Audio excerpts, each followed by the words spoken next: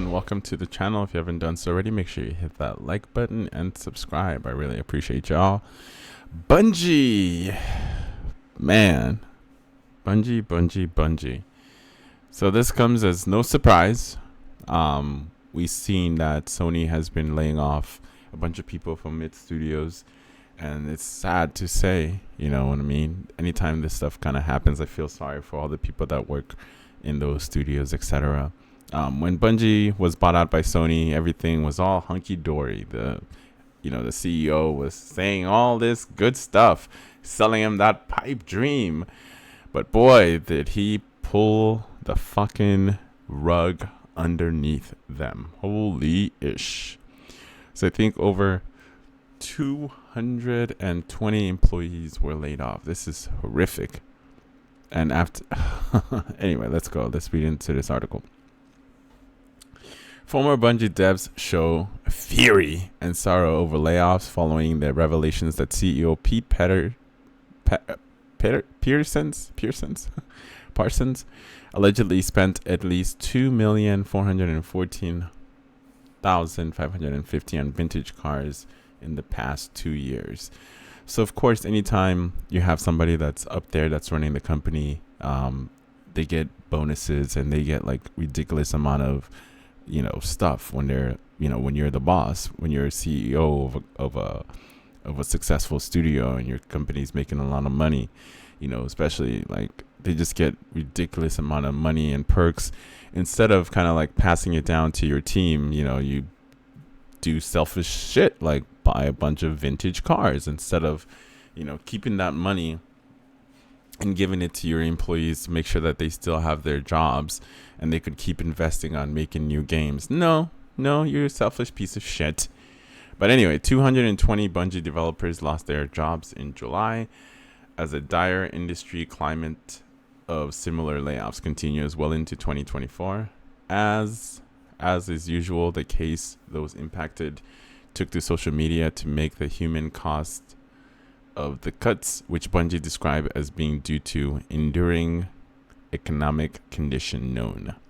The layoffs themselves have been unceremonious and poorly timed, according to former employees. Right after a great performance review, I got laid off, right? Vista artist Winston T. Jones. This is how I found out I'm laid off, as sound designer Tizvi Sherman, quoting Bungie's announcement on Twitter.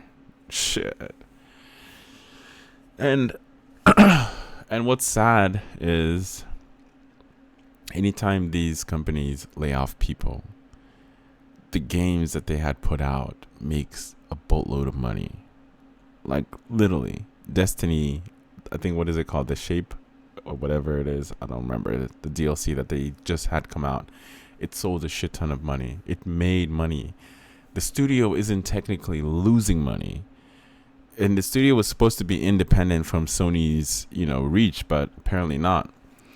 One particularly harrowing example comes from Kelly Jen, a former producer at Bungie who was laid off before she received maternity leave benefits. Wow, that's fucking dirty. Jesus, how the fuck did these people sleep at night? That's that's really shitty. What a piece of shit. It's just really bad timing because my maternity leave was supposed to start next Monday and I got laid off today. Jin adds that her child is due to arrive literally any day now. Wow. I'm not gonna lie, after I found out this morning, I keep crying, partly because pregnancy hormones, but particularly because this is the first time I got laid off, and it's not even my fault. Lynn says she contacted Bungie's HR to see if she'll be eligible for her maternity benefits, but later reveals that her maternity leave benefits are gone because the baby isn't here yet. Wow. Which, in the face of possibility that CEO Pete Parsons spent $2 million on vintage cars in the last 2 years, has caused some understandably outrage. Yesterday, Twitter account Destiny Nostalgy discovered a profile name BNG Parsons on bidding website bringtrailer.com, adding the winning bids between the dates of June 1st, 2024 and September 2023, 2022. Produces number above. Destiny Najat then went on to cross-reference photos of accounts won bids with what appeared to be photos of Parsons showing off his collection. For what it's worth, during my own digging, I found among an avalanche of deleted tweets a photo of the end of a set of tweets that opens with E30M3, which directly corresponds to a photo of 38,000 mile 1990 M3 the account bought for 180,000 on October 6, 2022. The tweet was posted October 30th, 2022. Jeez. I've included screenshots of both the tweets and bring a trailer listening, since I've wagered Parsons simply missed them in what appears to be a rash of social media deletions. I'm sure he doesn't want people to see that. In my opinion, this is pretty damning, although what it damns is a subject for debate when it comes to the kind of money, where am I at? When it comes to the kind of money Bungie makes, $2.4 million over 2 years is pocket change. Parsons not buying these cars wouldn't have saved the company's current woes. This was, of course, Parsons' money to spend, but boy, isn't it weird he has so much of it while his new former employee face anxiety over basic living expenses. Isn't strange that Bungie hasn't announced any kind of voluntary cuts to his salary, even if it would have been a token of gesture. They never do. They never fucking do, man. They're quiet as a fucking church mouse.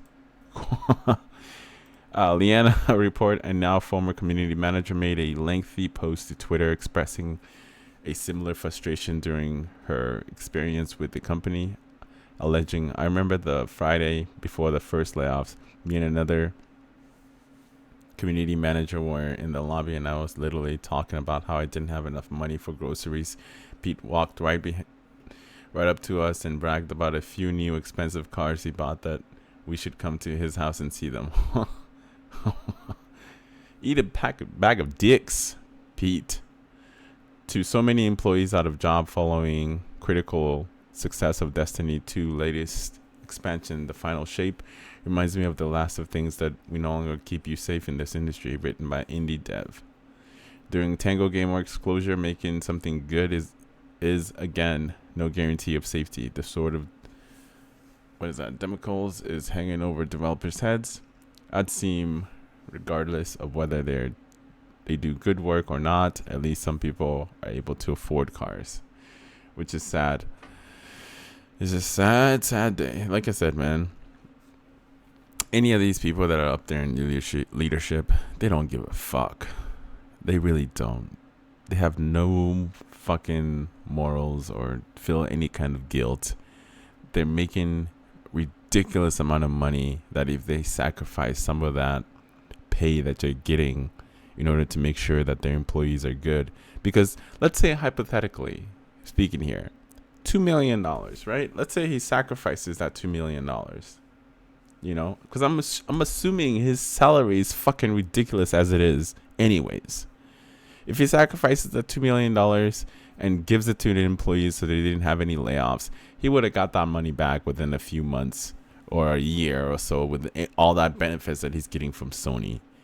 You know what I mean? Instead of letting go of precious talent, they should be investing in keeping the good ones that they have.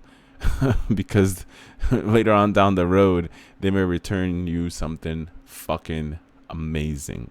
So that's why I commend From Software for keeping all their talents and trying to make sure to avoid stuff like this that happens, because there are still decent developers that actually give a shit about their talents.